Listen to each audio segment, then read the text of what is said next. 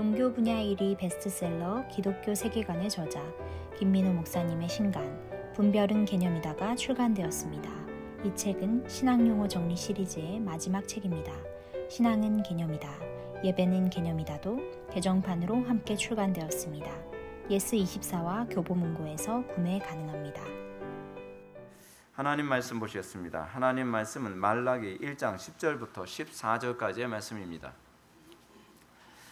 하나님 말씀은 말라기 1장 10절부터 14절까지의 말씀, 구약성경 1327페이지입니다. 구약성경 1327페이지 말라기 1장 10절부터 14절까지의 말씀 찾으셨으면 제가 봉독하겠습니다. 만군의 여호와가 이르노라, 너희가 내 제단 위에 헛되이 불사르지 못하게 하기 위하여 너희 중에 성전 문을 닫을 자가 있었으면 좋겠도다. 내가 너희를 기뻐하지 아니하며 너희가 손으로 드리는 것을 받지도 아니하리라. 만군의 여호와가 이르노라, 해 뜨는 곳에서부터 해 지는 곳까지의 이방 민족 중에서 내 이름이 크게 될 것이라. 각처에서 내 이름을 위하여 분향하며 깨끗한 제물을 드리리니 이는 내 이름이 이방 민족 중에서 크게 될 것임이니라. 그러나 너희는 말하기를 여호와의 식탁은 더러워졌고 그 위에 있는 과일 곧 먹을 것은 경밀히 여길 것이라 하여 내 이름을 더럽히는도다. 만군의 여호와가 이르노라, 너희가 또 말하기를 이 일이 얼마나 번거로운가 하며 코웃음 치고 훔친 물건과 저는 것 병든 것을 가져왔느니라. 너희가 이같이 봉헌물을 가져오니 내가 그것을 너희 손에서 받겠느냐. 이는 여호와의 말이니라. 짐승떼 가운데서 수컷이 있거늘 그 서원하는 일에 흠 있는 것으로 속여 내게 드리는 자는 저주를 받으리니 나는 큰 임금이요 내 이름은 이방 민족 중에서 두려워하는 것이 됨이니라. 만군의 여호와의 말이니라. 아멘. 이 시간은 말라기 세 번째 강의가 되겠습니다. 외식된 제사에 대한 주님의 반응이라는 제목으로 하나님 말씀 증거하도록 하겠습니다. 제목을 바꿔서 얘기할까요? 외식된 예배에 대한 주님의 반응. 이것도 와닿을 수 있을 것 같네요. 성경의 복음서를 보게 되면 예수님께서 가장 혐오하시는 부분이 있습니다. 그것이 뭐냐면 외식입니다. 그리고 여러분들이 자녀를 정말 잘 교육하기를 원한다고 한다면, 자녀들에게 정말 신앙을 제대로 전수해 주기를 원한다고 한다면, 여러분들의 자녀들에게 절대로 들어가서는 안 되는 부분이 있다면 그것은 외식입니다. 예수님께서 바리새인들이 누룩을 조심하라고 하는데 그 바리새인들의 누룩 중에 가장 독성이 강한 누룩은 바로 외식입니다. 외식은 굉장히 치료하기가 힘듭니다. 왜 새신자가 잘 변하고 기존의 다른 교회에서 신앙생활하다가 교회에 온 사람들이 잘 안 변하냐면 이 외식이라는 누룩이 너무 찌들어 있기 때문에 그렇습니다. 그냥 그렇게 예배하는 것에 대한 죄책감이 없습니다. 그냥 그렇게 예배해도 되는 것이라고 생각하는 경향이 굉장히 많이 있습니다. 그래서 예수님께서는 바리새인들과 서기관들에게 가장 많이 지적을 했던 부분이 뭐냐면 그 외식이었습니다. 그 외식이라는 그 부분에 관해서는 정말 비수같이 찔렀습니다. 이 외식에 관한 부분에 대해서는 돌려서 얘기도 하지 않습니다. 외식에 대한 예수님의 경고는 굉장히 구체적이었거든요. 그들의 기도 생활, 그들의 구제, 그들의 어떤 이 11조 굉장히 이 구체적으로 예수님께서 찌르셨죠. 근데 그 사람들은 문제가 뭐냐면 외식을 지적을 하면요, 들은 채 만채예요. 외식의 가장 심각한 문제는 무감각입니다. 무감각. 외식하는 사람들의 가장 심각한 문제는 뭐냐면 영적인 성숙과 변화가 없고요, 하나님의 말씀이 천둥과 번개를 친다 할지라도 아무 느낌이 없습니다. 그건 죽은 거죠. 그건 죽은 겁니다. 예수님께서는 바리새인들이나 사두개인들, 율법사들의 외식을 지적하시면서 그들의 외식을 굉장히 혐오하시고 굉장히 역겨워하셨습니다. 그리고 예수님께서 무엇 때문에 그들의 외식에 대해서 그토록 혐오하고 역겨워하는가? 그리고 오늘 제가 설교를 결론적으로 말씀드린다고 한다면, 여러분들이 이 외식이라는 부분이 해결되지 않으면 여러분들은 천국 갈 마음을 그냥 포기하시는 게 낫습니다. 이거는 분명한 얘기입니다. 돌려서 얘기할 필요도 없습니다. 우리는 외식되게 예배를 해도 천국 갈 수 있을 거라고 가르치는 이 세뇌 교육에 너무 익숙해져 있어서 죽어도 회개를 하지 않습니다. 죽어도 회개를 하지 않습니다. 근데 문제는 여러분들, 외식된 자가 들어갈 곳은 지옥밖에 없습니다. 절대로 천국에 못 들어갑니다. 그러니까 한국교회가 너무나 타락해서 외식된 신자들의 양심을 너무 편안하게 만들어주고, 그래서 그들은 자기 외식된 이 모습이 회개해야 하고 그렇지 않고서 하나님 나라에 들어갈 수 없다는 것을 전혀 인식하는 데에 어려움에 빠지고 말았습니다. 이건 기존에 목사님들이 너무 교인들의 비율을 많이 맞춰준 게 문제라고 생각을 합니다. 근데 제가 분명히 말씀드리지만, 근데 외식되게 기도하고 외식되게 예배하고 외식되게 여러분들이 그 봉헌하는 이런 문제는요, 확실히 해결하지 않는 한 하나님의 나라는 여러분들하고 아무 관계가 없을 것입니다. 여러분들, 인간이라는 존재는 어떠냐면, 인간의 존재는 같은 일을 계속 반복하잖아요. 그럼 점점 형식화돼 버립니다. 시간이 많이 지나게 되면 그냥 당연한 것처럼 되면서 그냥 형식화돼. 근데 이것이 본성이 타락해서 그래요. 본성이 타락해서요. 하나님의 영원하신 하나님의 그 성령이 우리 속에 들어오게 되면 놀랍게도 그게 되지 않습니다.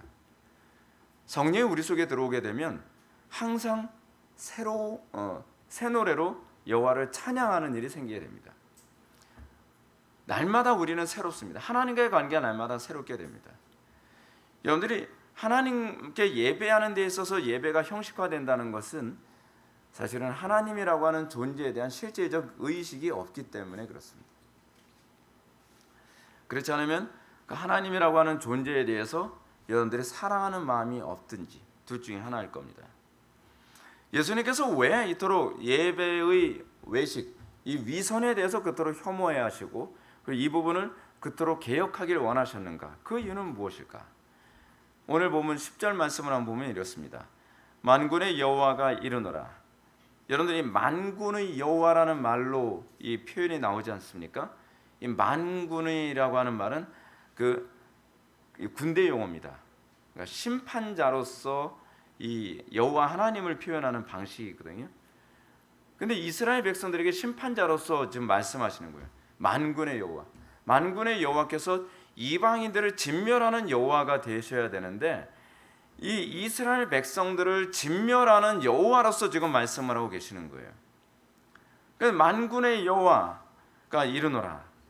너희가 내 제단 위에 헛되이 불사르지 못하게 하기 위하여 너희 중에 성전 문을 닫을 자가 있었으면 좋겠도다. 내가 너희를 기뻐하지 아니하며 너희가 손으로 드리는 것을 받지도 아니하리라.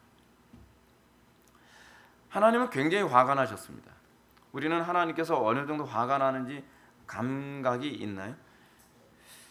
여러분들의 자녀가 예수를 믿고 천국 가기를 바란다고 한다면 여러분들의 자녀들이 예배를 정말 진지하게 하는지, 그렇지 않으면 예배 시간에 졸거나 그런 예배 시간에 그냥 무감각하게 예배를 하는지를 여러분들은 유심히 보셔야만 합니다.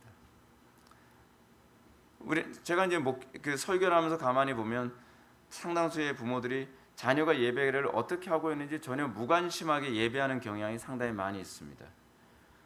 나 하나만 예배에 물론 내가 예배에 성공해야죠, 부모의 입장에서. 근데 내 자녀가 지금 지옥행 열차를 타고 있음에도 불구하고 그래도 나만 구원받으면 되는 건 아니잖아요. 내 자녀가 정말 경건하게 예배하고 있는지, 내 자녀가 정말 이 말씀을 귀담아 듣고 있는지, 진지하게 듣고 있는지, 그거에 대해서 관심을 가질 수 있는 것이, 그것이 굉장히 중요한 문제거든요. 그렇습니다. 저는 제가 이제 목회를 하면서 굉장히 많이 느끼는 것이 뭐냐면, 제가 하나님 편에서 설교를 하고 목회를 하는 것 때문에 사람들이 저를 싫어하게 되거나 또는 적이 생기는 것을 제가 여러 번 겪게 되는데, 그럼에도 불구하고 제가 해야 되는 문제는 무엇이냐면, 하나님이 과연 어떻게 느끼고 계시며 하나님께서는 우리에게 어떤 예배를 받기를 원하시는가에 관해서는 이거 하나만은 정말 정확하게 얘기하는 것이 하나님께서 기뻐하신다는 것을 저는 확신합니다. 우리가 지난 시간에 살펴보았던 것처럼 제사장들의 그릇된 예배 행위의 원인은 그들이 바라보는 제사의 관점과 하나님이 바라보시는 제사의 관점이 다르다는 겁니다. 그러니까 예배라고 얘기할 수 있겠죠. 그들은 이 정도면 되는 거 아닌가라고 예배를 생각한다면 하나님은 그걸 예배라고 하니? 라고 생각을 하고 있다는 것이 문제라는 겁니다. 굉장히 심각하죠. 우리의 예배가 타락했다라고 하는 부분을 진단하는 가장 정확한 시금석이 뭐냐면 여러분들이 예배를 하고 그것으로 배불러 있으면 그건 끝난 겁니다. 여러분들은 심령이 가난해 있어야만 합니다. 내가 더 온전한 예배를 드리지 못했다는 것에 대하여 안타까움이 있어야만 합니다. 더 온전히 예배하지 못했을까? 더 온전히 예배할 수 없었을까? 내가 예배 시작할 때서부터 예배 끝날 때까지 나는 온전히 하나님께만 집중하고 있는가? 그래서 제가 여러분들한테 그 온전한 예배를 드리도록 하기 위해 예배 시작하기 적어도 15분 전이나 30분 전에는 예배를 위해서 기도하고 마음의 준비를 하라고 제가 말씀을 드리잖아요. 근데 어떤가요? 여러분들 예배는 계속 개혁되고 있습니까? 여러분들이 우리 교회 와서 처음엔 여러분들이 다른 교회에서 예배하는 것 때문에 그 예배가 많이 망가져 있고 어설플 수 있어요. 네. 그러면 이제는 여러분들이 우리 교회에서 신앙생활하면서 예배가 하나씩 개혁되어져 가고 하나씩 더 좋아져 가야 되고, 그리고 여러분들 분명한 건 우리 교회 안에서 흔히 나타나고 있는 부분인데 예배가 개혁되어진 만큼 여러분들의 삶이 개혁되어지고 변화되고 복되고 그리고 굉장히 아름다워집니다. 그거는 제가 목회 사역을 하면서 매번 똑같이 발견하는 부분이거든요. 근데 아무것도 내 삶 속에서 가정에서의 삶이나 대인관계의 삶이나 공동체 지체들과의 관계의 삶에 아무런 개혁이나 변화나 좋아진 것이 없다고 한다면 여러분, 그 사람은 타락한 겁니다. 여러분들이 아무리 아름다운 가면을 쓰고 아무리 경건하게 예배하고 있는 것처럼 여러분들이 표정을 짓고 그리고 여러분들이 예배 가운데 막 눈물을 흘린다 한다 할지라도 여러분들이 진정한 예배를 하고 있는가 아닌가에 관한 문제는 여러분들의 삶의 현장에서 나타나는 거거든요. 삶의 현장에서 여러분들이 들은 말씀 통해 하나님을 존중하고 있는가 존중하고 있지 않는가에 관한 문제. 하나님을 존중하는 것이 그것이 예배잖아요. 근데 우리는 정작 나의 삶의 현장에선 하나님은 없죠. 종교 행위할 때만 하나님이라고 하는 존재를 의식하지만 삶의 현장에서는 하나님이라고 하는 존재는 의식의 영역에서 이미 떠나 있는 것이 오늘날 교인들의 모습 아닙니까? 근데 이게 개혁되어져야죠. 이게 개혁되어져야만 합니다. 이 유다 제사장들의 가장 심각한 문제는 무엇이었습니까? 이 사람들은 하나님 중심이 아니라 백성 중심이었다는 것이 문제입니다. 이 제사장들은. 그러니까 예배는 하나님을 기쁘시게 해드리는 것이어야 되는데 회중들을 기쁘게 하기 위해서 예배를 집례했다는 거죠. 제사를 집례했다는 겁니다. 사실은 그렇습니다. 오늘날 많은 사람들이 예배당에 와서 예배를 하지만 사람들이 기대하는 것은 재미있는 예배, 나를 기쁘게 해주는 예배, 나를 위로해주는 예배, 그런 예배로 온통 거의 다 도배가 되어 있는 것이 오늘날 예배의 타락성이죠. 사실은 여러분들 가정이 어떻습니까? 가정이라고 했을 때에 아버지가 중심이 됐을 때에 그 가정이 화목한 거잖아요. 그렇죠? 누군가는 중심이 되어야만 합니다. 근데 요즘에는 어떤가요? 예배가 타락하면서 가정도 다 타락하는데 자녀가 중심이에요. 자녀가 중심. 자녀가 뭘 필요로 하는지 뭐 어떤지. 아빠는 힘들게 밖에서 돈 벌어가지고 오는데 항상 한쪽에 찌그러져 있고 애가 어떤 음식을 더 좋아하고 얘한테 어떤 부분을 더 혜택을 줘야 되고 항상 자녀의 필요에만 굉장히 민감한데 정작 아버지는 찬밥인 경우가 요즘 한국 사회 안에 굉장히 일반화되어 있지 않습니까? 저하고 친한 친구도 그럽니다. 집에 가면 자기는 찬밥이라고요. 뼈골 빠지게 돈 벌어오는데 엄마하고 두 딸이 항상 자기네들끼리만 있고 아빠가 뭐라 얘기하면 두 딸과 엄마가 집중 공격을 하는 거예요. 그러니까 항상 그 아빠는 그냥 꺼다는 보리자루죠. 뭐 무거운 거 들 때 필요한 존재. 예. 그리고 돈 벌어오는 존재. 그 친구 보면 되게 불쌍해요. 근데 여러분, 교회 안에서의 최고 어른이 누구신죠? 하나님이시죠. 하나님. 우리는 예배 가운데 우리는 하나님께 집중해야 되는 거거든요. 목회자도요, 하나님께 집중하도록 하기 위해 존재하는 것이지 목회자에게 집중하도록 존재하는 건 아닙니다. 근데 문제는 목회자가 회중 중심이 돼가는 거예요. 사람들 표정을 보면 알거든요. 저 사람들이 뭘 듣고 싶어하고 뭘 듣기 싫어하는지, 저 사람들이 어떤 말을 싫어하고 어떤 말을 기뻐하는지, 그거는 목회 한 1년만 해도 다 알거든요. 근데 이 제사장 무리들이 그랬던 거예요. 그 당시에 제사장 무리들이 회중들이 원하는 식으로 하는 거죠. 어떤 재물을 가져오든 다 받아주는 거예요. 다 받아주는 거죠. 근데 여러분, 제사장이 사람들한테 미움받을 때가 어떨 때 미움받을 것 같습니까? 하나님께서 정하신 기준에 맞지 않았을 때 이걸 재물이라고 하지 않나요? 가지고 가세요. 가지고 돌아가세요. 가지고 돌아가세요. 굉장히 싫어하죠. 아, 저 제사장 되게 깐깐해. 저 제사장 정말 밥맛이야. 그러면 이제 다른 제사장이 집례할 때를 기다리거나, 그렇지 않으면 좀 대충대충 하는 제사장을 좋아하겠죠. 좋아할 겁니다. 여러분, 이 말라기 시대의 그 유대의 타락은요, 사실은 선지자직도 타락을 했지만 제사직, 하나님과의 관계를 날마다 이 회개하는 관계가 되어야 사실은 선지자직에 사실 반응을 하는 거거든요. 근데 제사장직이 타락을 하니까 다 타락하는 거죠. 오늘 말씀은 지난 이런 말씀과 연결해서 이해해야만 합니다. 오늘 본문 말씀도 지난번 본문과 계속적으로 이어져서 그 당시 제사장들에게 선언되어진 선포였습니다. 그러면 여기서 선지자 말라기는 무엇이라고 여호와의 말씀을 대언합니까?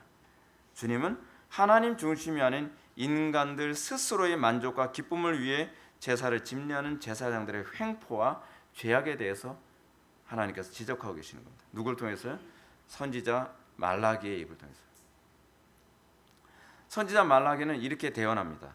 너희가 내 제단 위에 헛되이 불사르지 못하게 하기 위하여 너희 중에 성전 문을 닫을 자가 있었으면 좋겠도다. 여기서 우리가 이제 관심 갖게 되는 단어가 하나 있죠. 헛되이라는 분. 제단에 불을 사릅니다. 헛되이 불을 사릅니다. 헛되이 제물에 불을 사른다라고 하는 이 말에는요, 그냥 아무런 기대감도 없고 아무런 목적 의식도 없이 그냥 형식화되어진 그들의 모습을 보게 되어지는 거죠. 그렇죠? 제물을 가져왔어요. 그냥 아무런 기대감도 없어요. 그냥 양 갖다 바치면서 타면 타나 보다, 각을 뜨면 각을 뜨나 보다, 그냥 넋놓고 영혼 빠진 그런 상태에서 끝났으면 오케이. 오늘날 우린 예배 가운데 어떤 거예요? 설교자가 무슨 설교? 뭐 하나 보다, 오늘 뭐 그 찬양 부르나 보다, 그 찬양에 내 마음을 녹이고 내 마음에 각을 뜨고 그 내 심령이 하나님께 올려지는지, 정말 이 찬양을 통해서 내 심령을 올려야 되고 말씀을 통해서 내가 마음을 찢어야 되고 회개해야 되고 새로운 피조물로서의 삶을 살기를 열망해야 되는데, 그냥 주기도문 하면 주기도문 하나보다, 사도신경 하면 사도신경 하나보다, 교동문 하면 교동문 하나보다, 뭐 찬양하면 찬양 하나보다, 설교하면 설교 하나보다, 그냥 꽈다놓은 보리자루처럼 그냥 헛되이 불사르고 돌아가는 거죠. 근데 이것이 죄라고 하는 거, 그 죄도 정말 끔찍한 죄라는 인식이 한국교회는 없어요. 그러니까 오히려 이 부분을 얘기하되면 굉장히 사람들이 싫어합니다. 굉장히 화를 냅니다. 그러니까 다른 교회 가서 설교할 때는 이렇게 우리 교회에서 제가 하듯이 이렇게 설교하고 나면 뭐 당연히 다시는 안 부르죠, 저를. 근데 그렇게 설교하고 나면 저도 굉장히 민망해요. 제가 다른 교회 가서 설교할 때는 되게 힘든 것이 뭐냐면 화를 참기가 힘들 정도로 불경과하는 모습이 너무 많이 보여요. 그래서 이거 담임 목사님이 계신데 내가 이 얘기까지 해야 되나 말아야 되나라고 하는 그 갈등이 굉장히, 마음속에서 생각이 굉장히 많아요. 생각이. 그러니까 어떤 교회 같은 경우 막 여러분들 흔히 보는 거잖아요. 앞에서 찬양할 때는 막 형제들이고 자매들이고 막 진짜 하나님 만난 것 같이 막 찬양을 해요. 막 빨빠인지 뭔지 모르겠는데 막 손을 들고 막 찬양을 해요. 막 드럼 치고 뭐 막 춤도 추고 뭐 난리도 아니죠. 막 천사 같은 표정을 찬양을 하죠. 그런 찬양 끝나고서 꼭 걔네들은 꼭 앉을 때 보면 맨 뒤쪽에 앉아요. 주로 맨 뒤쪽에 앉는데 또 어떤 애는 아주 많이 모자를 쓰고서 이렇게 고개 숙이고 있어요. 예배 시간에. 그 조는 건지 어떤지 알 수가 없어요. 왜냐하면 눈을 가리고 있으니까. 분명 그 설교자하고 눈을 안 마주치고 있는 거거든요. 그러니까 헛되이 불사르고 있는 거예요. 헛되이. 그 자리를 그냥 채우고 있는 거예요. 아, 찬양이도 끝났으니까 집에 가야 되는데, 이런 거죠. 옆 사람하고 잡담하고 쪽지 돌리고 졸고 앉아있고. 근데 이게 죄라는 인식을 못하는 거예요. 이게 얼마나 큰 죄인지를 전혀 인식을 못하는 거예요. 자, 한번 우리가 이걸 바꿔서 한번 생각해 봅시다. 요즘엔 시세가 없는 사람이 대통령인데, 대통령은 별로 이렇게 와닿지 않으니까 왕이라고 칩시다. 왕이 앉아있어요. 왕이 앞에서 연설을 한단 말이에요. 근데 왕 앞에서 히덕거리고 뭐라고 웃고 얘기하고 그래요. 쪽지도 던지고. 예. 그러면서 한쪽에선 또 졸고 앉아있고. 왕이 있는데 기본적인 예를 갖추는 모자 쓰고 이러고 앉아있고, 다리 꼬고 껌 쩍쩍 씹어가면서 뭐라고 하고 있고. 그러면 여러분, 군주시대 당시에 그렇게 왕 앞에 그렇게 행동하면 어떻게 합니까? 그냥 목이 댕그렁 잘려 나가는 거거든요. 이거 와닿지 않으면 그냥 김정은을 얘기할게요. 김정은. 예. 김정은하고 딱 와닿죠. 예. 김정은이 앞에서 뭐라 그래요? 인민이는 뭐지 막 하고 있는데, 아, 잘하고 있네. 그러면 이제 그 자리에서 이제 저거 죽이라. 제면에 좀 뭐 내가 써 저거. 곧바로. 근데 하나님은 독재자가 아니시니까 오래 참으시는 거죠. 근데 오래 참으시다 보니까 뭐냐, 자꾸 만월이 여김을 받아요. 멸시를 받는다면 멸시를. 제가 요즘에 그런 부분에 대해서 저도 이제 좀 고민을 합니다. 내가 하나님 중심으로 목회를 하고, 제가 뭐 여러분들한테 저를 뭐 높여달라, 여러분들이 저를 위해서 뭐 해달라, 저 그런 얘기 안 하잖아요. 근데 이제 그런 거 가만히 보면 강단에서 완전히 목회자를 완전히 왕처럼 여기듯이 설교를 하면요, 신기하게 교인들이 안 떠나고요, 그냥 그 목회자를 완전히 신처럼 받들어요. 야, 신기하다. 근데 오히려 하나님만 높이고요, 그리고 설교자로서의 저에게 무엇을 해달라는 얘기를 안 하면요, 점점 어떤 회사는 점점 멸시를 받고 있다는 느낌을 좀 많이 받아요. 근데 그 문제 가지고 제가 하나님께 좀 고민했어요. 이게 뭡니까, 주님? 제가 주님을 높여드리면 주님 왜 이런 현상이 나타나죠? 오늘 비로소 깨달았어요. 내가 그렇게 멸시를 받고 있다. 내가 오래 참고, 내가 힘이 없어서 오래 참는 여호와가 아니지 않냐. 내가 무능해서, 내가 존재하지 않아서 이 멸시를 참는 게 아니지 않냐. 네가 느껴보라고. 아, 그거구나. 하나님께서는 오래 참으시는 거예요. 하나님께서는 멸시를 받고 계심에도 불구하고 정말 그 괴로움에도 불구하고 참는구나. 하나님께서 말라기 통해서 말씀하시는 거죠. 그냥 행동을 하셔도 되는데 말씀만 하시는 거죠. 누가 성전의 문을 닫을 자가 있었으면 좋겠다. 하나님이 닫으실 수 있죠, 얼마든지. 근데 하나님께서는 가슴앓이만 하고 계시는 거예요. 나를 멸시하는 자들아. 지금 참고 계시는 겁니다. 그러면서 말라기야, 네가 좀 내 심정을 대원하라. 사람들이 헛되이 제사를 하고 있는 거여서 얘기하는데 사람들은 반응이 별로 없습니다. 종교행위를 하지만 하나님을 전혀 의식하지 않습니다. 하나님을 존재하지 않는 피상적인 대상으로 취급하는 거예요. 마치 유령 취급하다 하는 거죠. 여러분 그런 거 있잖아요.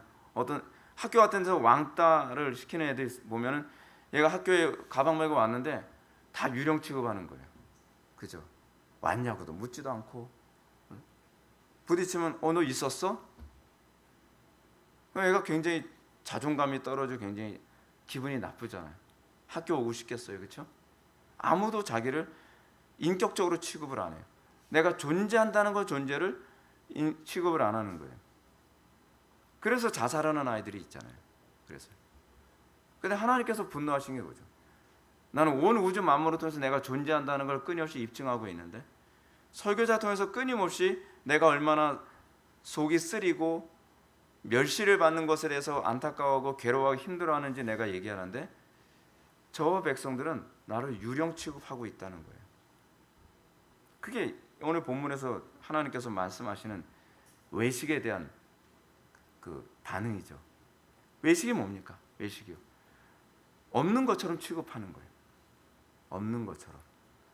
헌금을 하는데 하나님께서 기분이 좋으실 거다 나쁠 거다라는 인식 없이 그냥 대충 하고 마는 거예요. 예배를 하는데 예배를 하면서도 하나님께서 없다고 생각하고 유령 취급하면서 그냥 형식적으로 앉아만 있는 거예요. 기도를 하는데 하나님을 의식하지 않고 그냥 하는 거예요. 그래서 여러분 이게 로마 가톨릭의 문제였거든요. 천주교의 문제가 그거였습니다.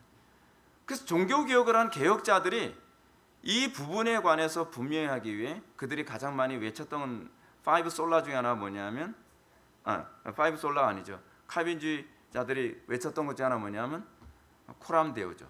하나님 앞에서. 삶의 모든 영역에서 하나님 앞에서 산다고 생각해요. 기도할 때도 내가 하나님 앞에서 기도한다는 태도. 예배할 때도 어미하신 하나님 앞에 예배한다는 태도.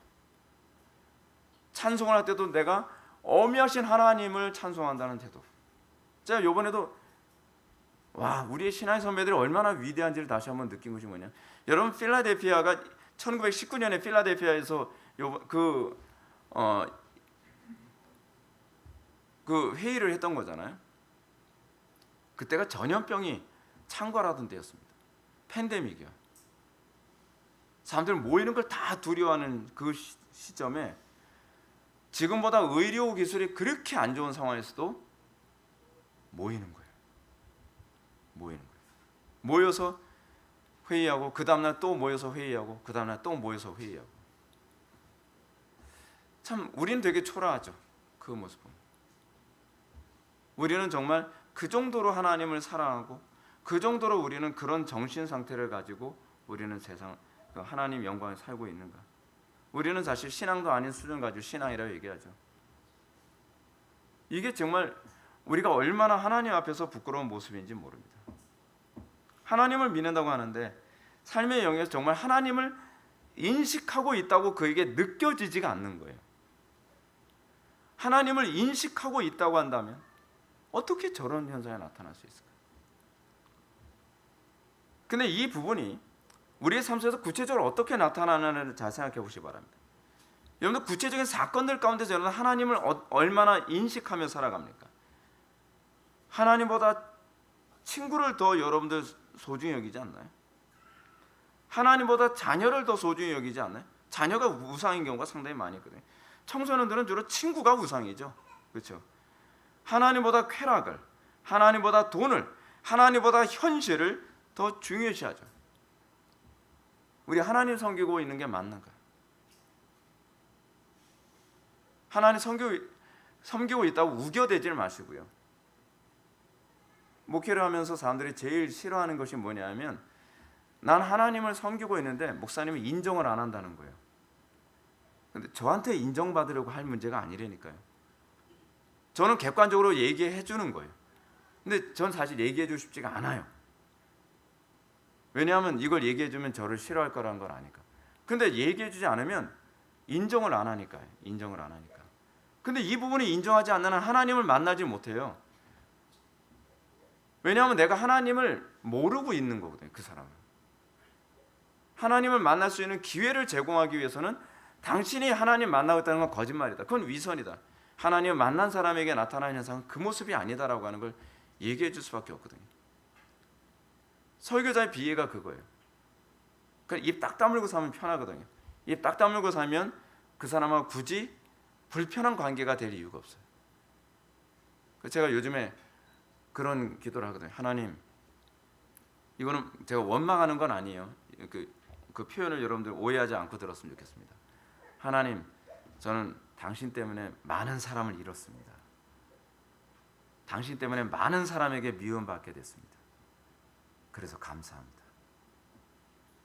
누구나 누릴 수 있는 영광이 아니라는 걸 제가 아니까요. 저는 그 사람하고 원수될 마음이 없거든요. 저는 그 사람들과 저는 감정이 상할 이유 싶지가 않거든요. 저는 원래 학교 다니면서도 웬만해서는 사람들하고 적을 지는 건 잘 안 하거든요.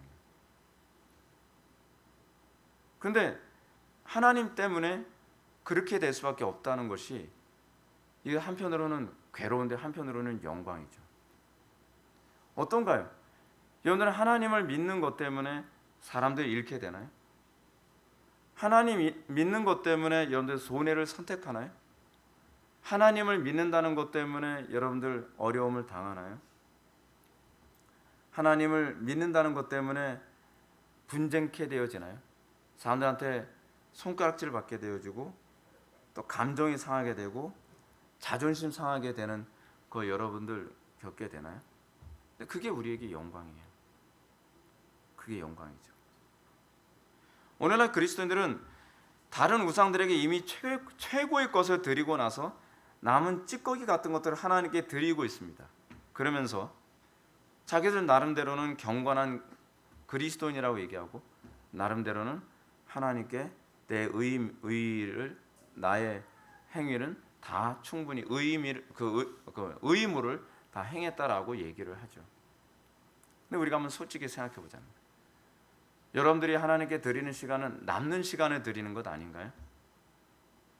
내가 가장 귀중히 여기는 시간임에도 불구하고 하나님께 드리는 것이 아니라 요것저것 다 빼고 시간 좀 남네? 그럼 하나님께 뭐 예배하러 가지 뭐. 그걸 우리는 과연 하나님께 예배하는 거라고 얘기할 수 있나요?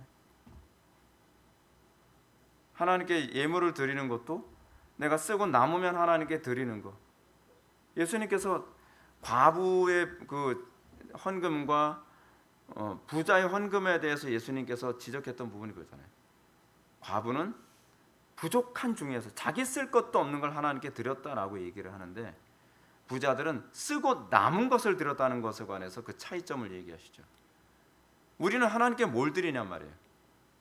내가 손해보지 않을 때, 내가 감정이 좋을 때 하나님께 예배하고, 내가 마음에 여유 있을 때 하나님을 섬긴다고 얘기하고, 내가 시간이 있을 때, 내가 재정적으로 경제적으로 여유가 있을 때 그때 하나님 섬긴다고 얘기하지 않나요? 그건 하나님께 드릴 만한 것이 아니죠. 그래서 하나님께서는 참 묘하게도요, 언젠가 어떤 분이 저한테 그런 얘기해요. 목사님, 제가 경제적으로 되게 어려운 상황인데 그런 상황에서 11조를 해야 되나요? Yes. 그때야말로 11조를 해야 되죠. 그죠? 왜냐하면 우리는 하나님께 짜투리를 드리는 게 아니거든요. 근데 마치 우리는 이미 하나님께 뭔가 짜투리, 그러니까 여분을 드리는 거라고 착각을 하는 경향이 있어요.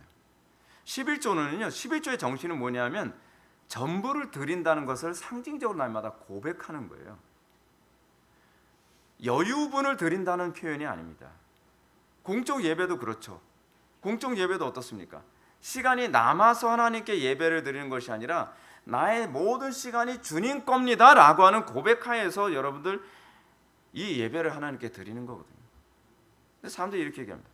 목사님, 어떻게 하루 종일 예배하고 맨날 지체더라.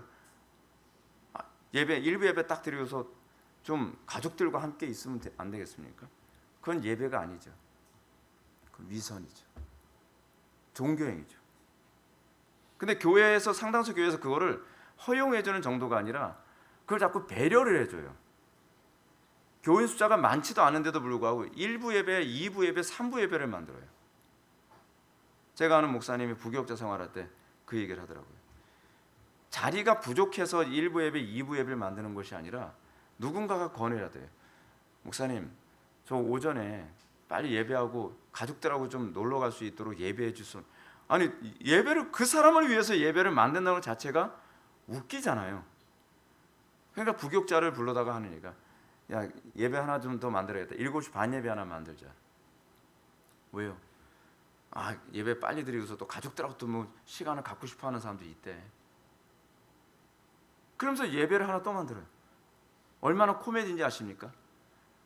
몇 명만 앉아 있어요. 예배위원이 더 많아요.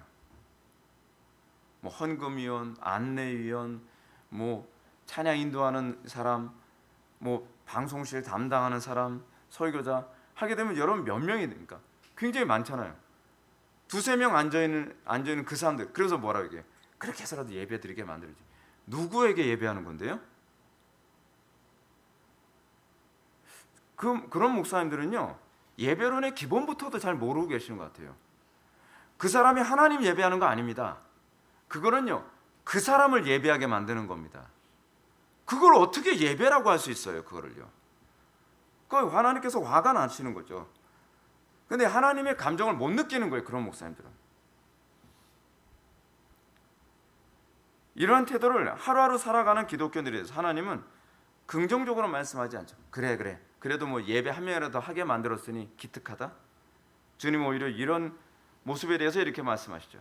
너희가 내 제단이 헛되이 불사르지 못하도록 하기 위해서 너희 중에 성전의 문을 닫아 있었으면 좋겠다. 아예 그런 사람은 예배 참석하지 오히려 못하게 만드는 게 낫죠. 헛되이 불사르지 못하게 하기를 원하시니까요.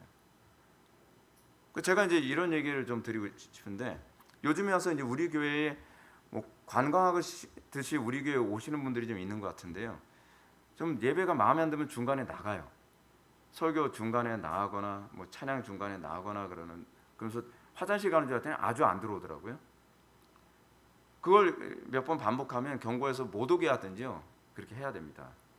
설교할 때 제가 표현을 안 해서 그렇지 속에서 울컥울컥합니다.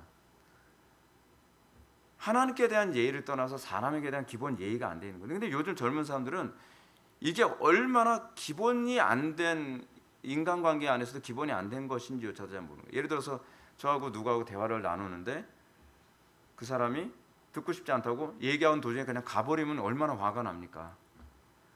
근데 그거에 대한 감각이 없어요. 아무렇지도 않게 그냥 이러고 앉아있다가 가방 주섬주섬 하더니 그냥 나가버리는 거예요. 근데 이거는 기독교인이라는 말은 붙여서는 안 되는 거고요. 인간이 안 된 거예요. 인간관계에서 기본이 안 돼 있는 겁니다. 근데 우리는 간혹가다 이렇게 얘기합니다. 그래도 그 사람 복음 듣게 해줘야 되는 거 아니에요? 아니요, 그 사람들 복음 들어도 변화 안 됩니다. 복음이 그렇게 싸구려가 아닙니다. 여러분들은 자꾸 착각을 하시는데, 하나님 저 영혼 예수 믿고 구원받도록 해서 좀 더 고개 좀 숙이시죠. 하나님 좀 더 무릎 꿇으면 안 되실까요? 여러분, 하나님을 그렇게 초라하게 만들면 안 됩니다.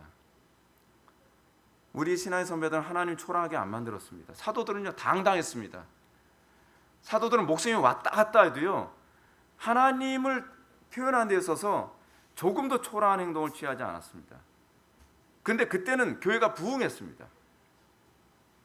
회중들에게 비유 맞추면서 정말 비굴해져 가면서 교회가 점점 타락하는 거죠. 하나님께서 뭐라 그래요? 성전의 문을 닫지 않았으면 좋겠다. 근데 그 일이 코로나 사태 때 성취돼 버렸다고 저는 생각이 들어요. 정부의 행정명령 앞에서 하나님을 더 두려워하는 것이 아니라 정부를 더 두려워하면서 예배를 스스로 문을 닫는 거예요. 저는 이거는 이 말라기서의 말씀의 성취라고 생각하는 거예요. 하나님을 예배하든 예배하지 않든 그것이 뭐 별로 크게 중요하다고 생각하지 않는 그런 교회들. 그럼 문을 닫은 거죠. 어느 정도 많이 닫았습니다. 1만 교회 이상의 교회 문 닫았잖아요. 그 우연 아닙니다. 우연 아닙니다. 이건 말라기 선언에 대한 성취라고 봐야만 합니다. 굉장히 두려워해야 될 문제입니다. 주님은 질투의 하나님이십니다. 이 말은 우리 하나님께서는 어떤 피조물보다 자신이 소홀히 여김을 받는 것을 참을 수 없다는 얘기입니다. 그러나 우리는 오늘날 조금만 바쁘고 힘들어도 하나님을 소홀히 여깁니다. 하나님을 눈먼 맹인처럼 취급합니다. 병든 병자처럼 취급합니다. 다리 저는 무능한 존재처럼 취급합니다. 그래서 하나님 중심의 신앙생활보다는 자기 만족과 기쁨을 위해 신앙생활합니다. 우리는 도대체 왜 신앙생활하죠? 내가 만족하려고, 내가 기쁘려고. 하나님을 섬기기 위해서가 아니라 내가 이 종교를 가지면 저 신이 나를 섬길 거라고 생각하는. 그래서 예배가 별로 가치가 없어요. 가치가. 그러니까 한국교회가 이 지경 돼가고 있는 거죠. 그러므로 주님은 이런 예배자들을 통해서 뭐라고 얘기합니까? 내가 너희를 기뻐하지 아니하며 너희가 손으로 드리는 것을 받지도 아니하리라. 관심이 없죠. 하나님께서 나를 기뻐하든 기뻐하지 않든 관심이 없어요. 하나님께서 내 재물을 받으셨나 받지 않으셨나 애시당초 관심이 없잖아요. 그러니까 협박해봐야 소용없어요. 저는요 애시당초부터 기뻐하지 않아도 무섭지 않아요. 하나님께 받든 받지 않든 저는 관심이 없어요. 애시당초도 한국교회 교인들은 상당수가 예배를 하면서 하나님께 받으시는데 관심이 없거든요. 그냥 앉아 있는 거예요. 그냥 앉아 있는 거. 이게 얼마나 심각한 문제인지 전혀 인지를 못하고 있어요. 여러분들 하나님께서 받게 하고 싶은 예배를 드리고 있습니까? 그 인식이 없는 거죠. 하나님은 우리가 가장 소중히 여기는 것, 재물, 건강, 인간관계, 감정, 명예, 이거 희생하기를 바라시죠. 이거 희생하면서 드리기를 바라시는 겁니다. 근데 우리는 희생 안 하고 예배를 할 수 있을 거라고 생각을 합니다. 사람들은 그렇게 합니다. 제가 왜 사람들하고 만나는 시간까지 희생해 가면서 제가 왜 예배를 해야 돼요? 그게 예배예요, 여러분. 제가 왜 사업을 하는데 주일날 장사해 가면서 제가 돈 손해봐 가면서 제가 왜 예배를 해야 되죠? 그게 예배예요, 여러분. 예배는 희생이 있어야 돼요. 희생이 없는 예배는 예배가 아니에요. 예배를 예배로 규정하는 전제는요, 이방 종교든 기독교든 희생이에요. 희생. 여러분들 예물을 가지고 가지 않고 예배를 한다? 제사를 한다? 상상할 수 있나요? 구약에서 자기가 하나님께 제물을, 양이든 뭐 염소든 그렇지 않으면 비둘기든 뭔가 희생할 제물을 가지고 가지 않고 여러분 제사가 가능해지겠습니까? 그럼 불가능하죠. 그냥 구경꾼은 가능하겠죠. 구경. 누구 제물 드리네. 뭐하네. 근데 우리는 그게 가능할 거라고 생각하는 거예요. 내 시간 희생하지 않고, 내 감정 희생하지 않고, 내 재물 희생하지 않고, 내 인간관계 희생하지 않고, 내 명예, 내 행복 희생하지 않고, 그래도 하나님께서는 예배를 받으실 거라 생각해요. 아니 뭐 드렸어야 받죠. 재물을 드리고 받는 거잖아요, 하나님께서요. 희생을 드리고 그 희생을 통해 우리를 받는 거잖아요. 근데 우리는 희생을 안 하면서 예배가 가능할 거라고 생각하고 있어요. 그건 예배에 대한 기본 개념이 다 무너져서 그런 거죠. 이게 그러니까 한국교회 교인들을 바라보면 조금도 손해를 안 보려고 들어요. 그래서 어떻습니까? 조금 손해 볼 것 같으면 교회 옮길 생각부터 먼저 하죠. 그래서 상당수의 교회는 이렇습니다. 교인들이 예배당 건축한다 뭐 한다 하면요, 보따리 쌀 준비하는 교인들이 많아요. 제가 옛날에 청년 때 다녔던 교회에서도 그렇습니다. 그 교회가 우리 성전 건축합니다 그랬더니 좀 돈 좀 있다는 사람들은 벌써 교회 옮길 계획을 잡더라고요. 또 여기 또 성전 건축이네. 성전 건축이라는 표현 자체가 틀렸지만 예배당 건축이죠. 근데 그러면 이제 떠날 준비를 하는 거예요. 그래서 정작 예배당 건축 딱 시작되면 싹 다 사라져요. 근데 사람들은 그게 뭐가 예배인지를 전혀 인지를 못하는 거예요. 희생을 안 하면서 그걸 예배라고 생각하고 그걸 신앙이라고 생각하는 거예요. 목회자들도 그런 생각하죠. 감정 희생하지 않고 자기 시간을 희생하지 않고 좋은 설교가 나올 수 있겠습니까? 신앙이란 건요, 온통 희생의 연속입니다. 그 바울이 얘기합니다. 너희 몸을 하나님이 기뻐하시는 거룩한 산 희생으로, living sacrifice, 산 희생을 드리라. 이는 너희가 드릴 영적 예배. 영적 예배, 산 희생. 날마다 하나님께 희생 드리는 삶을 살아가는 거죠. 나의 정박을 십자가에 못 박으며 사는 거죠. 내 감정을 못 박으며 살아가는 거죠. 그것이 영적인 예배다라고 얘기하는 거죠. 희생을 하면 우리가 그냥 희생이 아닙니다. 하나님 때문에 희생하는 겁니다. 하나님 때문에 시간을 손해보고, 하나님 때문에 재물을 손해보고, 하나님 때문에 친구를 잃고, 하나님 때문에 명예를 잃는 것. 근데 그게 제사인 거죠. 그게 제사인 겁니다. 그래서 외식된 신앙과 참된 신앙이 구별되는 거죠. 외식된 신앙은 희생이 없습니다. 희생이 있다 하더라도 그 희생은 뭐 아쉬울 거 없는 짜투리 희생이죠. 그렇죠? 그 정도 희생하는 거. 난 저 친구하고는 뭐 어차피 결별해도 별로 아쉬울 거 없는데 뭐 그 정도의 희생을 가지고서 희생이라고 얘기하지 말자는 거죠. 저 친구는 난 놓칠 수 없는데. 근데 내가 정말 사랑하고 정말 좋아하는 일평생의 그 친구를 손해 봐 가면서까지도 내가 하나님을 섬기는 쪽을 선택하는가? 하나님은 그렇게 저울질하시거든요. 그래서 우리가 가끔가다 하나님 좀 얄궂게 느껴진 거 있잖아요. 내가 가장 좋은 것을 희생하냐 말아야 되느냐라고 하는 이런 상황에서 우리에게 질문을 던지잖아요. 근데 그게 바로 예배거든요. 그것이 산 예배, 산 희생이에요. 웨시된 신앙은 항상 자신이 필요 이상의 고통과 손해를 보지 않는 한도 내에서만 헌신합니다. 헌신을 안 하는 게 아니죠. 헌신을 하죠. 근데 그것이 필요 이상의 헌신과 희생이라고 할 경우에는 생각이 달라지기 시작을 하는 겁니다. 이런 위선적 신앙은 하나님을 섬긴다 하지만 그 섬기에 대한 기쁨이나 감격은 없습니다. 그들에게 하나님을 섬기는 행위는 일종의 액세서리에 불과합니다. 그래서 신앙의 변화나 발전이나 성장이라는 게 없죠. 이런 유다 백성들의 모습을 13절은 이렇게 표현하고 있습니다. 만군의 여호와가 이르노라. 항상 만군의 여호와가 항상 맞붙죠. 만군의 여호와가 이르노라. 너희가 또 말하기를 이 일이 얼마나 번거로운가 하며 콧웃음치고 훔친 물건과 저는 것 병든 것을 가져왔느니라. 너희가 이같이 봉헌물을 가져오니 내가 그것을 너희 손에서 받겠느냐. 이는 여호와의 말이니라. 뭐 하나님께서 받으시는 거에 관심도 아예 없죠. 예배는 사실 하나님께서 받으시느냐에 관한 관심인데 하나님께서 받든지 받지 않든지 별로 관심이 없죠. 그런데 내가 예배당에 와서 자리를 차지하고 있으면 됐다고 생각하는. 근데 여기서 이제 하나님께서 외식된 신앙에 대한 유다 백성들에 관해서 이렇게 말씀하신 거죠. 하나님께 제사를 드리면서도 그 제사 가운데 임하시는 하나님의 은총에 대한 감격이나 기쁨을 그들이 알지 못했다는 겁니다. 따라서 그 당시 제사장들은 규칙적으로 드리는 제사 행위에 대해 아무 기대감이 없었죠. 당시 제사장들이 제사를 드리던 유다 백성들의 말을 인용하면 이렇게 얘기했다는 거죠. 이 일이 얼마나 번거로운가. 아, 번거로워. 콧을 치고 훔친 물건과 저는 것 병든 것을 가져왔느니라. 그냥 콧웃음 치면서 그랬다는 거죠. 아, 참 이거 너무 번거롭지 않나 이거? 그랬다는 거죠. 이 사람들이요. 우리는 하나님께서 받으시는 예배일까 아닌가라는 것보다 우리는 최소한 번거로움은 많이 사라진 걸 원하는 거죠. 그렇죠? 그래서 어떻습니까? 우리는 최대한 내가 편한 쪽으로 신앙생활하는 거죠. 아, 거리가 먼데 가까운 길 가긴 좀 그렇고 뭐 셔틀버스 같은 거는 운행 안 해주시나요? 뭐 그런 거. 교회에서 번거로운 걸 다 해소해 주길 바라는.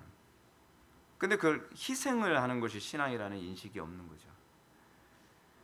그래서 주님은 당시 제사장들과 유다 백성들이 외식된 제사를 드리는 원인을 정확하게 지적하는 거죠. 그들은 번거로운 걸 싫어합니다. 번거롭게라고 번역된 히브리어는요, 짐이 되고 피곤함을 의미합니다.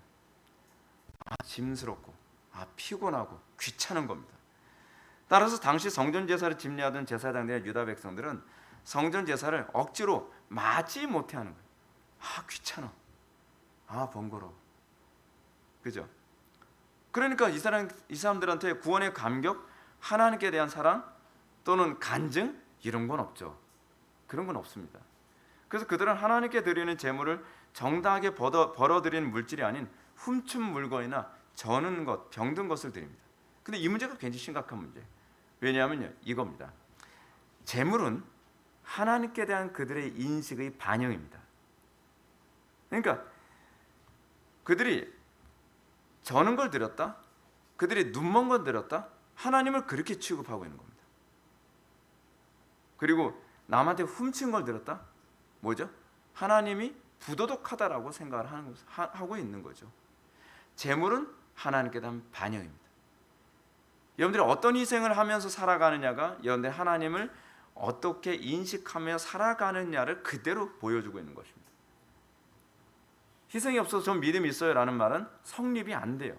성경적으로는 성립이 안 되는 표현입니다. 오늘날 우리가 신앙생활하면서 외식에 빠지게 된 원인이 어딘지 뒤돌아봅시다. 그 원인은 삶의 전 영역 가운데 하나님과 만남과 감격이 없기 때문에 그렇습니다. 하나님을 만나는 경험은 언제 생기죠? 희생할 때 생기는 거거든요. 여러분들 그거 있잖아요. 예배할 수 없는 상황에서 남편한테 막 핍박을 당하는 그런 가운데서 예배하러 온 자매가 있어요. 뒤쪽에서 막 울어요. 왜 우나 했더니 그 고통 가운데서 왔는데 거기서 하나님의 위로와 은혜가 임하는 거예요. 다른 사람들은 막 졸고 앉아 있고 냉랭하게 예배하는데 그 한 사람만 은혜를 받았어요. 왜 그럴까요? 하나님은 저 사람만 사랑하시나 봐. 그게 아니라 그 사람은 하나님께 희생을 드렸기 때문에 그래요. 정말 하나님께 예배할 수 없는 상황, 하나님을 섬길 수 없는 상황에서 하나님을 섬길 때 그때 그 사람에게 은혜가 부어지고 간증이 있고 기쁨이 있는 겁니다. 여러분들 좀 먼 데서 신앙생활하고 오셔서 신앙생활 하시는 분들 있잖아요. 그것도 여러분들 감사해야 될 필요성이 있습니다. 그것도 하나님께 드리는 제사의 한 부분입니다. 우리는 예배당에 오는 것만 예배라고 생각하는데 그렇지 않아요. 그 먼 거리에서 귀찮고 피곤하고 때로는 그 먼 거리에서 여러분 자가용 몰고 오거나 교통비를 들여서 오는 사람들 보게 되면 그 비용도 만만치 않거든요. 그래서 주변에서 이런 얘기합니다. 미련스럽게 교회가 어디 한둘이야? 가까운 교회 가도 될 거 가지고 매번 갈 때마다 요즘 고유가 시대에 기름값이 얼마인데, 근데 그게 희생이에요. 그게 예배예요. 그게 예배. 어떤 분이 그런 얘기합니다. 제가 청년부 사회 갔을 때 어떤 분이 이런 얘기. 목사님, 약간 좀 거리가 먼 교회 다닌다고 했더니 주변에서 막 뭐라고 그러는데 그때는 전도사죠. 전도사님 그러면 뭐라고 대답해야 됩니까? 제가 쉽게 대답할 수 있게 제가 말씀드릴게요. 뭔데요? 그랬더니 이렇게 얘기했죠. 제주도에 있는 사람 왜 서울대가 다니죠? 왜냐하면 그 서울대가 가치가 있으니까. 한국에 있는 사람이 왜 하버드 미국 같은 데서 유학을 가죠? 가치가 있으니까. 교회라고 다 같은 교회가 아니고 대학이라고 다 같은 대학이 아니니까 그 먼 데를 다니는데 의미가 있는 거죠. 더 얘기 안 해도 되겠죠? 정답이네요. 여러분, 우리는 좋은 대학에서 내 라이센스를 따기 위해서도 우리는 그 정도의 희생을 아무렇지도 않게 생각을 합니다. 여러분, 대학 유학생활 얼마나 비용 많이 드는지 알죠? 제가 아는 친구가 교환학생으로 미국에서 몇 달을 있었는데 한 달에 한 1,000만 원씩 들였다 그러더라고요. 여러분, 그래도 가는 거예요. 우리는 우리의 육신의 욕망에서 우리는 희생을 당연한 것처럼 얘기합니다. 아이들 대안학교 보내는 부모들 같은 경우 완전 뼈골이 휘거든요. 옛날에 어떤 제 고등학교 후배가 대안학교를 중학교 때 다녔다고 하는데 한 학기마다 한 1,000만 원씩 든대요. 1,000만 원씩. 그럼 대안학교 보내요. 왜 보내죠? 그게 그들의 희생이, 그게 예배거든요. 자녀를 그렇게 예배하고 하나님께 그렇게 하냔 말이에요. 하나님께. 우리는 어떠냔 말이에요. 하나님께 굉장히 인색하죠. 하나님을 그렇게 우리는 실질적으로 사랑한다 얘기하면서도 우리는 그렇게 희생 안 하죠. 그게 문제라는 겁니다. 그래서 고든 디피가 이런 얘기했다 그랬죠. 그리스도를 안다는 것은 그의 고난에 참여하고 그의 부활의 능력을 아는 것이거든요. 그리스도의 고난에 참여, 이게 바로 희생이고요. 그 가운데 부어주시는 은혜와 감격과 기쁨이 이게 바로 부활의 능력이거든요. 이거 아는 거, 이것이 그리스도를 아는 거거든요. 그러나 오늘 기독교인들에게 그리스도를 아는 흔적이 안 보여요. 그 흔적이 없어요. 성경 흔적이라는 얘기를 많이 하거든요. 바울이 뭐라 하게? 내가 그리스도의 흔적을 가졌노라. 우리에게 그리스도의 흔적에 대해서 왜 여러분들 기대 안 하나요? 성경 또 우리에게 뭐라 하죠?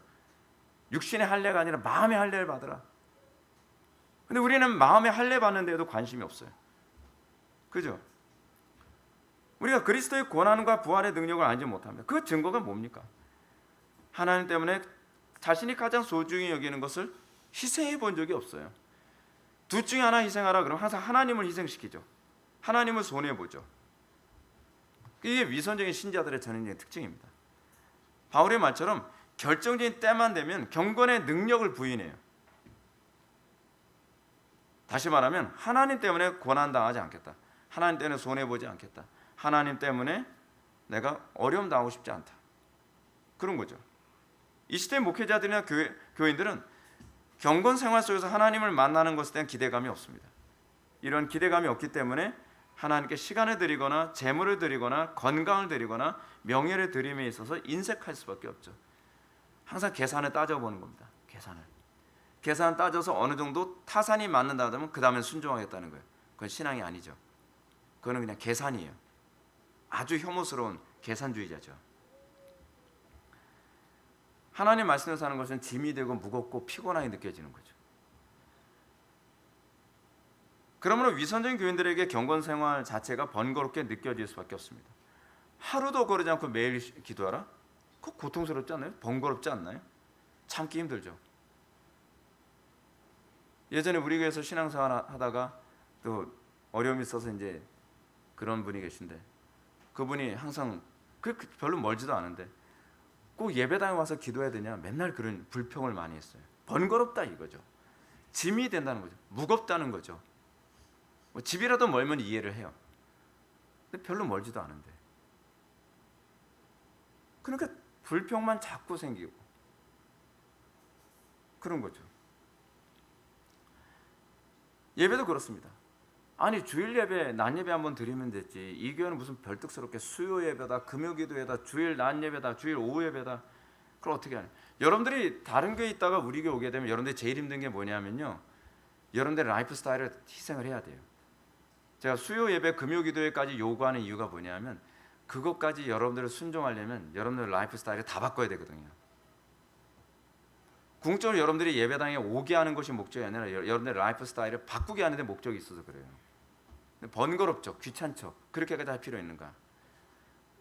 그래서 여러분들은 서약식을 하고 우리 교회 와도 할 수 있는 한 자꾸 눈에 보이지 않는 줄다리기를 하고 싶죠. 왜냐하면 여러분들은 하나도 희생하지 않고 종교 생활은 계속 하고 싶다고 생각하니까요. 우리 교회에서 그렇게 할 수 있어요. 근데 신앙은 절대로 성장하지 않습니다. 저는 여러분들이 우리 교회 교인들이 돼서 헌금을 하게 만드는 사람이 아니라 여러분들이 그리스도를 만나고 그리스도를 아는 사람이 되게 만드는 것이 저의 목적입니다. 그래서 저는 여러분들에게 자꾸 부담을 드리는 거죠. 그러기 위해서는 제가 여러분들한테 요구할 수밖에 없는 건 희생입니다. 저를 위해서 희생하라면 저는 얘기하지 않습니다. 하나님을 위해서 희생하라는 거예요. 여러분들이 신자라면 하나님께 희생해 본 적이 없다면 하나님의 나라는 여러분들과 아무 관계가 없습니다. 한 가지만 더 예를 들어봅시다. 우리는 매일 기도를 합니다. 여러분들이 매일 기도하지만 그 기도도 대충 해서는 안 됩니다. 항상 하나님께서 받으시는 기도이냐에 관심을 가져야만 합니다. 우리 항상 관심은 하나님께서 받으시는 것이지 내가 무엇을 했느냐가 아닙니다. 예배를 했느냐? 여러분 수요예배, 금요기도회, 주일 낮 예배, 주일 오후 예배 다 참석하면 뭐 하겠습니까? 하나님이 안 받으시면 다 말짱 도루묵이고요, 꽝이에요. 매일 기도해, 목사님 저는 매일 기도합니다. 아니 매일 기도했다는 것이 중요한 것이 아니라 하나님께서 받으시느냐는 거죠. 받으시느냐는 거죠. 우리는 하나님께서 받으시느냐는 관심이 없습니다. 이거에 관심이 없으니까 매일 예배를 하고 매주마다 정기 예배에 참여하고 매일 여러분들이 기도를 하는데 변화가 없어요. 그리스도를 아는 향기가 안 나요. 간증이 없어요. 부활의 능력이 뭔지 몰라요. 그건 여러분들은 하나님을 만나는 데 관심이 없었다는 얘기입니다. 우리는 하나님의 임재 때문에 경건에 힘쓰는 것입니다. 하나님을 만나는 것 때문에. 그리고 하나님께서 받으시길 바라기 때문에 우리는 기도하는 것이고 예배하는 것입니다. 그것이 아니라면 위선일 수밖에 없습니다. 이것을 궁극적으로 극복하지 않는다고 한다면 여러분들이 모든 공적 예배와 모든 종교 행위에 다 참여한다 할지라도 여러분들은 가짜입니다. 그건 가짜입니다. 그러므로 여호와 하나님께서는 외식하는 자들에 대해서 다음과 같이 경고하십니다. 14절 말씀 보면 짐승 떼 가운데 수컷이 있거늘 그 선하는 일에 흠 있는 것으로 속여 내게 드린 자는 저주를 받으리니. 누굴 속였을까요? 제사장을 속이는 거죠. 지금 요즘식으로 따지면 누굴 속이겠습니까? 목사의 눈을 속이는 거죠. 근데 그렇게 한 자는 저주를 받으리니 나는 큰 임금이요 내 이름은 이방 민족 중에 두려워하는 것이 됨이니라. 만군의 여호와의 말이니라.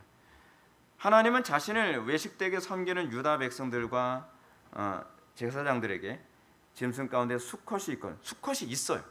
있는데 없는 것처럼 감추는 거예요. 그리고 그 선한 일에 흠 있는 것을 속여서 드리죠. 더 온전한 걸 드릴 수가 있어요. 그게 있다는 걸 알아요. 그런데 하나님께 감추는 거죠. 모를 거라고 생각해요. 제사장의 눈은 속일 수 있을지 모르겠지만 하나님의 눈은 속일 수 없죠. 목사의 눈은 속일 수 있을지 모르지만 하나님의 눈은 속일 수가 없죠. 여러분들이 목사의 눈을 속였다라고 기분 좋게 생각할 수 있을지 모르지만 하나님의 눈은 속이지 못합니다. 우리가 정말 두려워하는 게 그겁니다. 사람들은 자꾸 목사의 눈을 속이려고 합니다. 그래서 목사에게 굉장히 잘해주고 목사에게 굉장히 친절하고 목사에게 좋은 말을 하면, 그리고 목사가 그걸 속아서 몰라서 좋은 신자인가 보다 생각하면 마치 하나님도 속였다라고 착각을 하는 경향이 있습니다. 근데 하나님은 속지 않습니다. 저는 잘 속지만 하나님은 절대로 속지 않습니다.